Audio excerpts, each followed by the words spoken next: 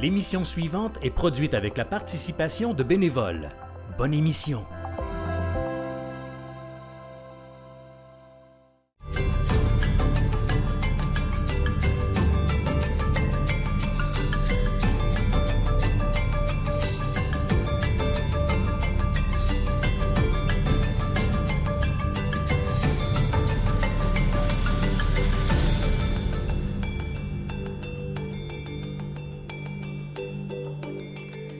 Bonsoir et bienvenue à une autre émission, Les Entrepreneurs. Mon nom est Claude Grenier. Ce soir, notre invité, Guy Veillette, directeur général du Carrefour Jeunesse Emploi, un entrepreneur social.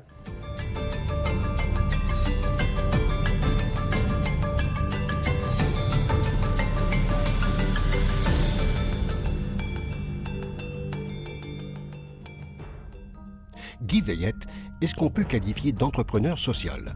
Directeur du Carrefour Jeunesse Emploi de Mekinac depuis 1998, il est également maire de la municipalité de Saint-Narcisse depuis 2005 et préfet de la MRC des Chenaux depuis 2021. Guy Veillette carbure à l'implication dans le milieu et possède la conviction que la force d'une région réside notamment dans la place que l'on fait à la relève.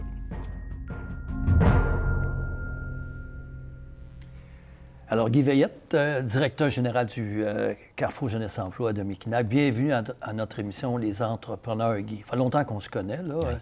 Alors, donc, tu as toute une histoire à nous raconter, toutes tes implications. On va nécessairement mettre un peu l'emphase sur le Carrefour Jeunesse Emploi, parce que c'est ton engagement, mais il y a aussi plein d'autres choses, comme le fait que tu es maire de la municipalité de Saint-Narcisse depuis plusieurs années, préfet et tout ça. On va parler aussi de ton engagement à ce niveau-là.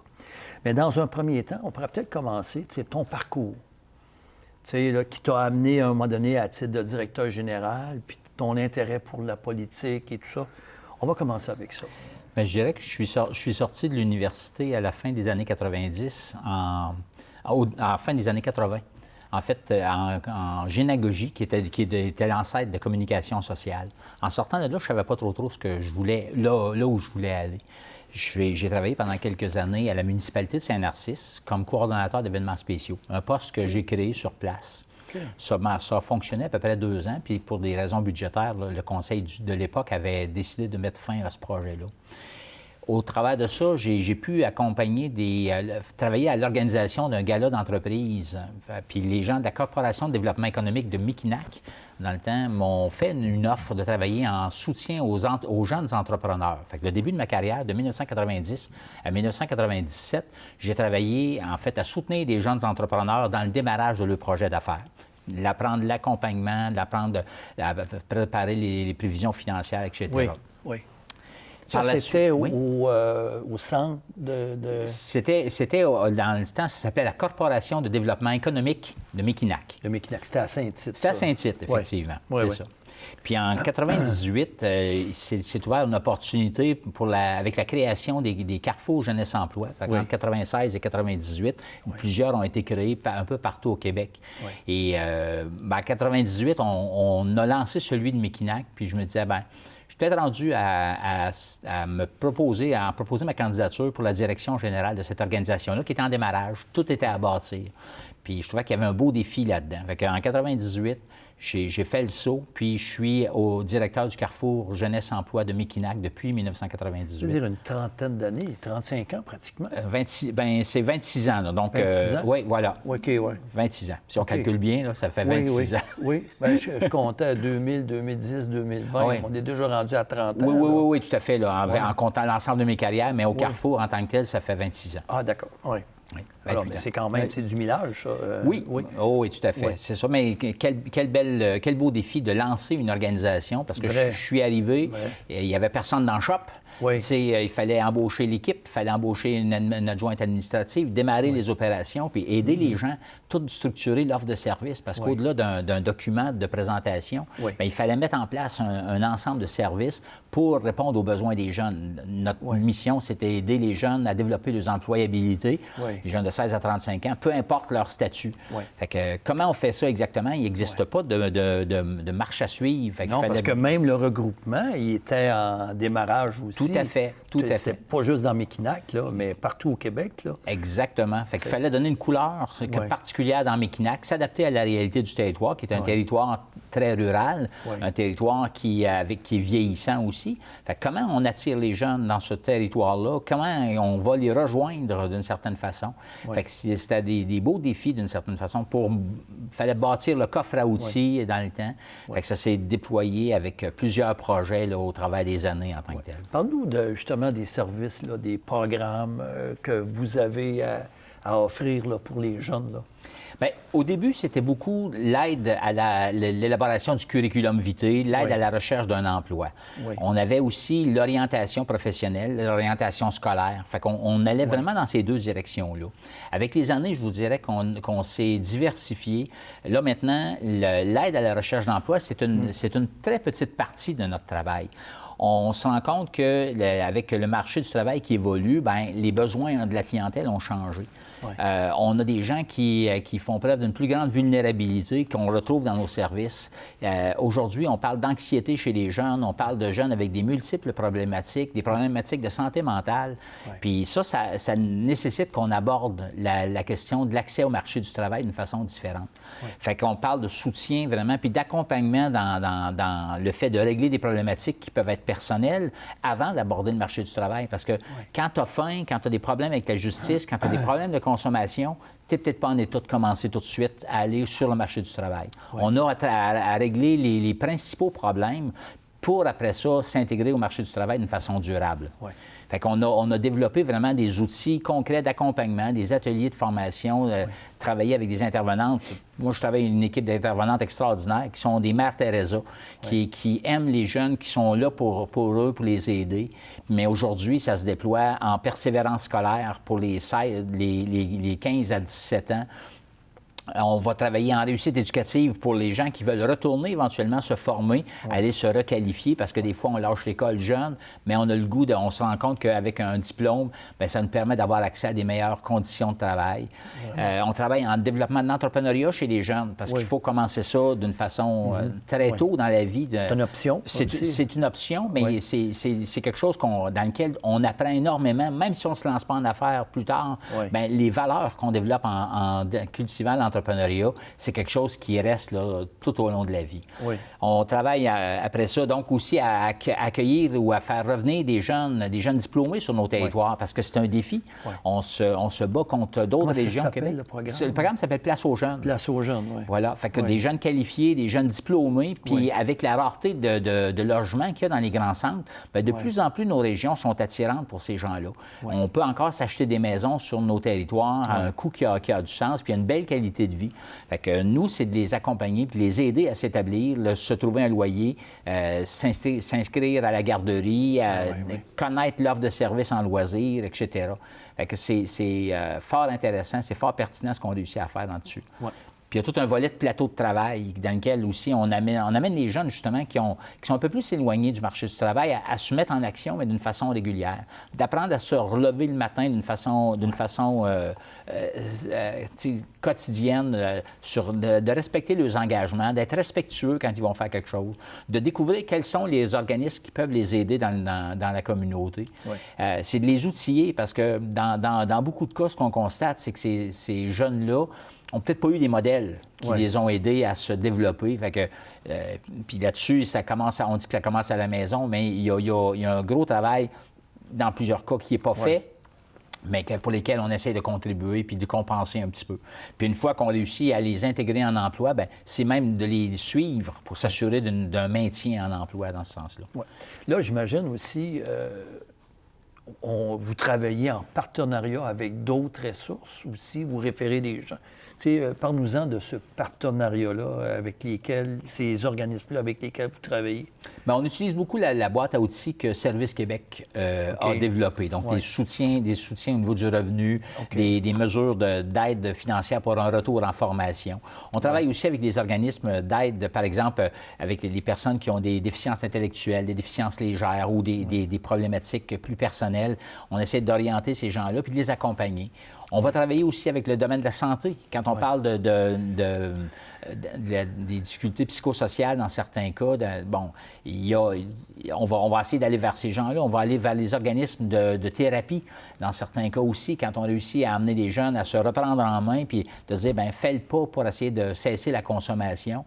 Fait que c'est des problématiques qu'on vit. Fait qu'on a de multiples partenariats, aussi avec les ressources du milieu. Je pense à la Maison des familles, avec les organismes qui sont déjà présents dans la MRC Miquinac pour développer que ces gens-là ne se retrouvent pas nécessairement en situation d'isolement puis de rupture sociale, mais qui puissent rencontrer des gens, qui puissent avoir accès à de la nourriture d'une façon régulière. Puis fait qu'on les aide vraiment à les orienter puis à les accompagner. Là. Vraiment, la mission a évolué depuis le début de la création des Carrefour Jeunesse Emploi. Vraiment, votre mission a vraiment évolué dans le temps. Là, tu parlais qu'il y a un regroupement. Un regroupement de Carrefour Jeunesse Emploi. On parle de combien de... Je pense que c'est 108 qui sont... 108. Toutes les régions du Québec sont représentées. Exactement ça. Il y en a dans toutes les régions du Québec qui sont présents. Donc, les Carrefours sont présents partout sur le territoire. Puis ce qu'on dit, c'est qu'on veut être la porte d'entrée des jeunes. Les Carrefours, on n'est pas là uniquement que pour la dimension de l'emploi, mais c'est d'un accompagnement qui est complet en fonction. Puis quand ça a été créé, ces organisations-là, puis c'est ce qui me plaisait, c'est que ce qu'on se disait, c'est que tu rentres au Carrefour Jeunesse Emploi, puis on te dit « Bonjour, bienvenue au Carrefour Jeunesse Emploi, qu'est-ce que je peux faire pour toi? » C'est pas de dire « Tu rentres-tu dans la petite case, tu rentres-tu dans... C'est quoi ton problème? » Je peux t'accueillir, puis je vais essayer de te donner une réponse à tes besoins, essayer de s'adapter à ton plan de match à toi pour te motiver puis t'accrocher à quelque chose qui va te stimuler. Très vraiment individualisé comme soutien. Là, Est-ce que tu t'es impliqué dans ce regroupement-là, te connaissant? T'es partout, Je suis allé quelques années au conseil d'administration du réseau des Carrefours Jeunesse Emploi du Québec. Bon, ça se passait à Montréal, mais j'ai fait un mandat parce qu'au niveau de nos collègues de la Mauricie, on s'était dit, on va essayer d'avoir un représentant. Puis quand mon tour est venu, je suis allé donner un coup de main là-dessus. C'était très intéressant, très stimulant, mais j'avais comme le goût... Moi, j'ai plus dans la fibre de l'implication sociale dans la communauté. Dans ta communauté. Fait que je me reconnaissais moins dans ces grands dossiers de négociation-là sur le plan provincial ou dans ces grands enjeux-là. Moi, je suis un gars avec les deux pieds bien ancrés dans le terrain, puis c'est là que je tire beaucoup de satisfaction. C'est quoi tes grands défis présentement là, pour ton organisation? Je dirais qu'on est dans la pression sur les finances publiques fait en sorte que nos bailleurs de fonds nous donnent des cibles de résultats qui sont de plus en plus difficiles à atteindre, puis pour des clientèles qui sont de plus en plus éloignées du marché du travail. Fait que ça représente donc un défi d'être capable d'avoir beaucoup d'efficacité, de se tourner de bord en peu de temps. Puis des ressources spécialisées aussi? Oui, effectivement. Donc, on a d'essayer on parle beaucoup d'intégration au marché du travail, mais d'intégration durable au marché du travail. C'est beaucoup ce qui motive actuellement les différents intervenants gouvernementaux.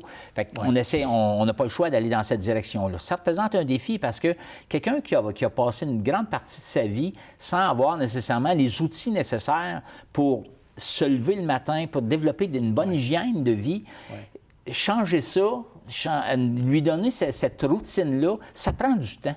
Quelqu'un qui fait du sport, on dit que ça prend 21 jours à développer une routine puis l'intégrer.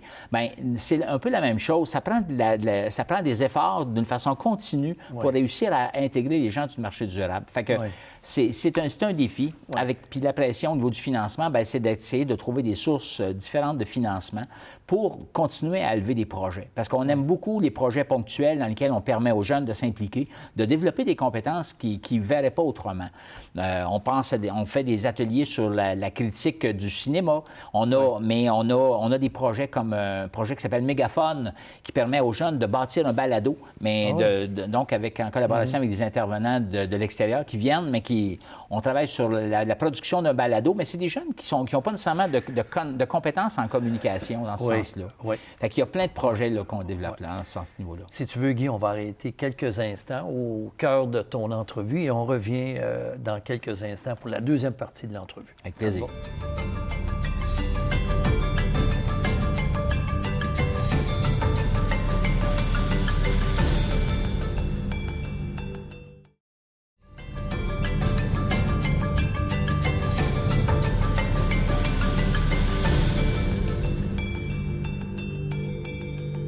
sommes toujours avec Guy Veillette, directeur général du Carrefour Jeunesse Emploi de Mekinac, et bien d'autres choses qu'on va discuter dans la deuxième partie de l'entrevue. Mais juste pour terminer peut-être avec Carrefour Jeunesse Emploi, un projet là, qui tient à cœur, qui va peut-être revenir. Il n'y a rien d'officiel là, nécessairement, mais j'aimerais ça que tu nous en parles.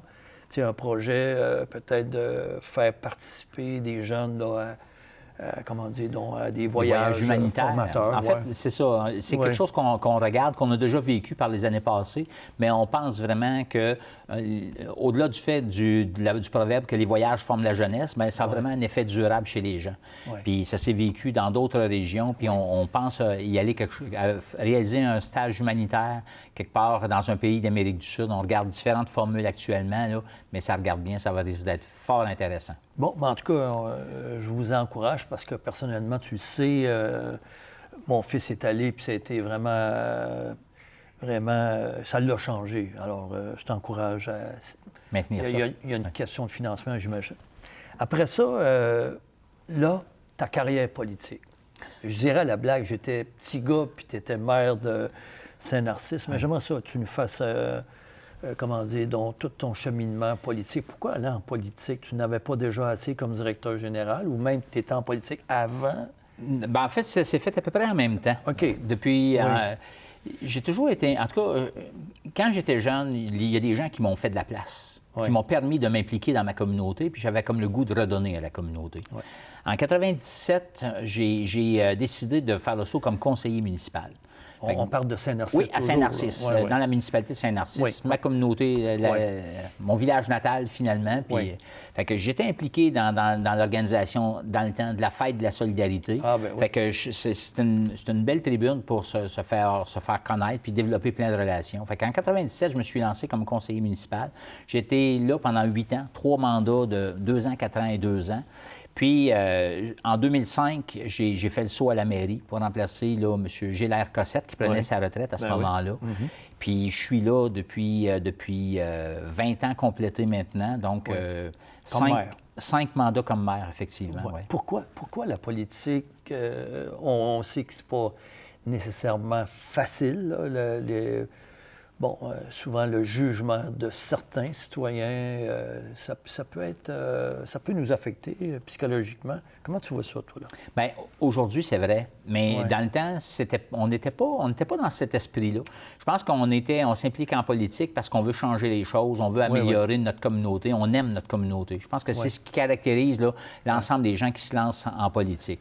Puis, ce qui est intéressant de la politique, c'est que tu décides de faire quelque chose, bien, tu prends les moyens pour le faire, tu vas chercher, à la limite, tu vas taxer pour le faire. Fait que ça, je trouve que c'est stimulant de dire, bien, j'ai une vision, je veux faire en sorte que ma communauté se développe. Nous, on avait vécu le 150e anniversaire de la municipalité, puis je me disais, on vient de partir un élan.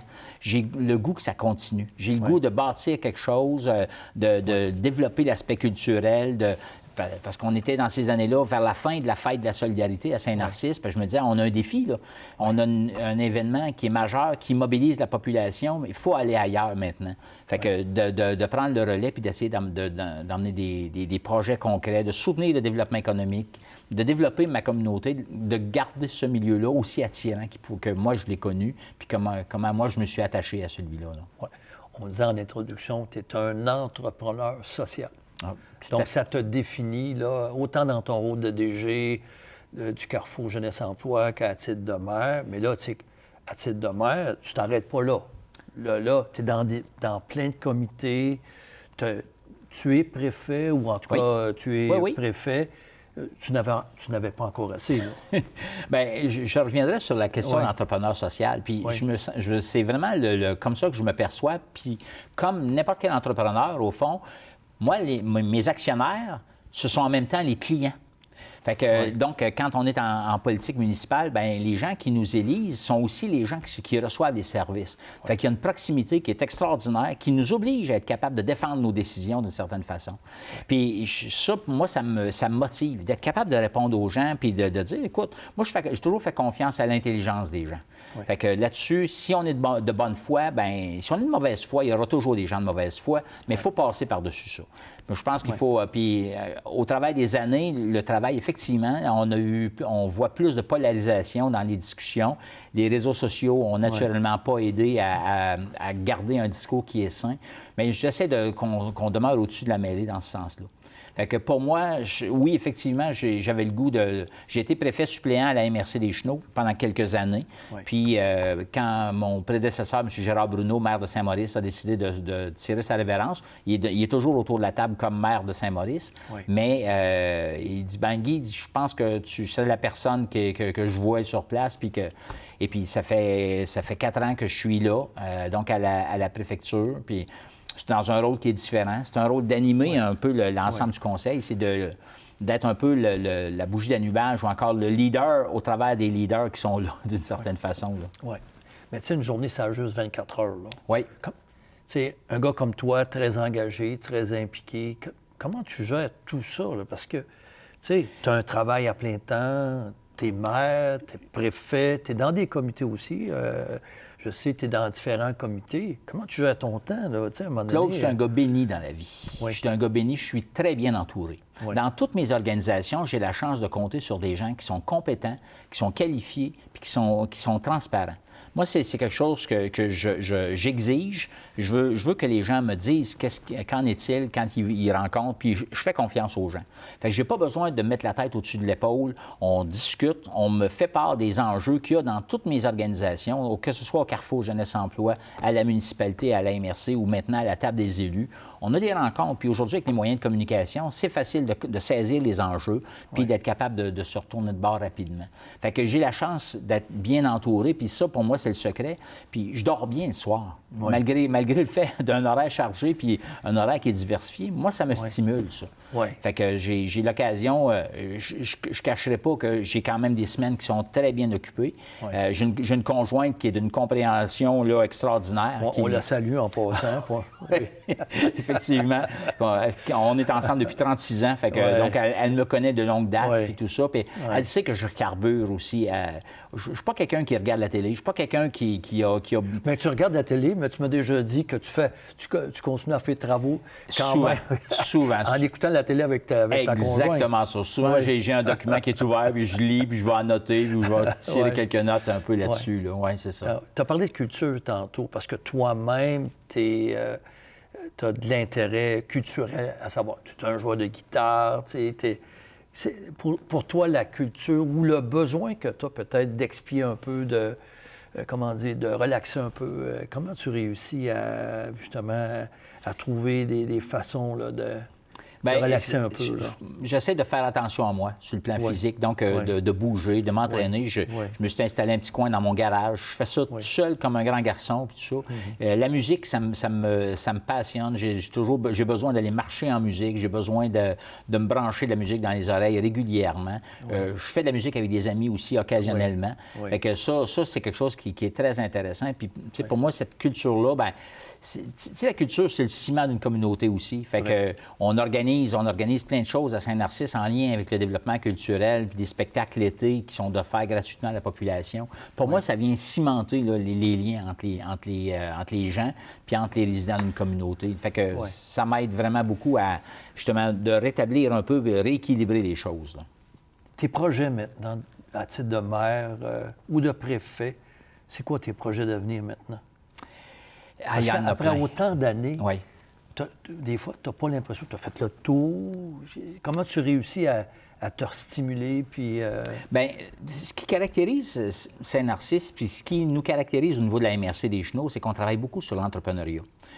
Pour moi, une municipalité, c'est comme une entreprise, c'est au même titre qu'une entreprise. On gère notre municipalité comme on gérerait une entreprise. Dans le sens que, qu'est-ce qu'on peut faire pour s'assurer que le citoyen a le meilleur rendement possible pour le dollar qui est investi? Fait qu'on développe beaucoup nos services à l'interne qu'on a fait, par exemple, puis j'ai simplement poursuivi l'œuvre que mes prédécesseurs avaient commencé. Donc, on opère nos services de déneigement. On est propriétaire de nos camions. On a nos équipements pour faire des travaux à l'intérieur de la municipalité. À la MRC des Chenaux, on opère notre propre service de cueillette et transport des vidanges. On a récupéré le transport collectif, le transport adapté qui est géré par la MRC. Fait que tout ce travail-là qu'on fait parce que comme municipalité ou comme MRC, on n'a pas besoin de se développer une marge de manœuvre ou une marge de profit, chose que les entreprises, puis c'est normal, le modèle économique est différent. On a besoin seulement que d'autofinancer les coûts de fonctionnement. Je pense qu'on a avantage, dans certains cas, à miser là-dessus, puis dire, on se donne des services en commun à un meilleur prix, puis on est capable d'avoir un meilleur rendement. Fait que ça m'alimente encore beaucoup. Ouais. Je dirais qu'il y a un gros projet aussi sur lequel on travaille fort, c'est la reprise puis la relance de la petite centrale de Saint-Narcisse, la centrale hydroélectrique de Saint-Narcisse, qui se situe au parc de la Rivière-Vatican. C'est un beau projet, un gros projet, puis c'est innovateur. C'est PPP, ça? Bien, en fait, c'est pas... Il n'y a pas de privé à l'intérieur. Okay. Ce qui est particulier, c'est on a créé une société en commandite, mais qui est formée uniquement que de partenaires publics, qui réunit 3 communautés autochtones différentes. Ce qui est assez... On m'a dit que c'était remarquable, que ça ne s'était pas vu souvent, ça, au Québec, avec la municipalité de Saint-Narcisse et la MRC des Chenaux. Donc, dans un partenariat, dans un actionnariat qui a été développé, mais c'est au profit de communautés. Donc, c'est nos populations respectives qui vont profiter de cet investissement-là. Fait que le dossier chemine très bien, mais il n'est pas encore complètement attaché. Mais c'est quelque chose que je vois qui peut donner un outil, un levier de développement structurant pour nos communautés, là, pour une longue période à venir. Fait que je trouve qu'il faut diversifier nos sources de revenus, puis c'est une façon que moi, c'est ce que je cherchais, un projet comme celui-là depuis le début de mon accession à la mairie. Ça fait longtemps qu'on en parle de ce projet-là, il me semble. Bien, ça a commencé, en fait, en 2010. En 2017, Hydro-Québec a annoncé que c'était mis en dormance, que la centrale était mise en dormance parce qu'il y avait beaucoup de rénovations. En 2018, ils nous ont annoncé qu'ils voulaient démanteler la centrale. Puis c'est là que je me suis opposé en disant, bien, est-ce qu'il y a quelque chose? Est-ce qu'il y a un plan d'affaires? Est-ce qu'on pourrait voir s'il y a une possibilité? Parce que j'ai vu ce qui se faisait ailleurs. La ville de Sherbrooke qui opère des puis il y a d'autres régions au Québec où ils ont développé ce modèle-là. Puis à force de travailler, à force de s'objecter, mais dans le respect, en discutant avec les gens, bien, on en est venu qu'à bâtir un modèle. Puis je pense qu'on est sur une belle voie de lancer avec ce projet-là. On parlait de municipalité, connaissant toujours ton grand désir d'engagement. Est-ce que tu t'impliques aussi, là, je ne sais pas si c'est l'UMQ, vous autres, ou la... C'est la Fédération québécoise des municipalités. Oui, les FQM, là. Oui. Est-ce que tu t'impliques aussi là-dedans? Ou non? Non, là-dessus, comme je l'ai mentionné, on a des représentants au niveau de la Mauricie, là, donc...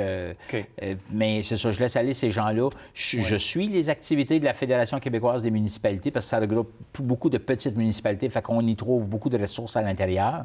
Mais non, mon implication, j'aime bien qu'elle soit locale, qu'elle soit régionale ici, dans la MRC des Chenaux, à Saint-Narcisse et partout en Mauricie. Là. Directeur général du Carrefour Jeunesse Emploi, maire de Saint-Narcisse, préfet de la... MRC des Chenaux. MRC des Chenaux. C'est quand même pas si mal. Oui. Je te remercie beaucoup, Guy Veillette, d'être venu nous rencontrer aujourd'hui à notre émission Les Entrepreneurs, un entrepreneur social, un vrai de vrai, Guy. Je te considère comme un ami. Alors donc, merci d'être venu à notre émission. Merci beaucoup à toute l'équipe. Merci beaucoup de nous avoir écoutés encore cette semaine à notre émission Les Entrepreneurs et à la prochaine pour une autre émission Les Entrepreneurs.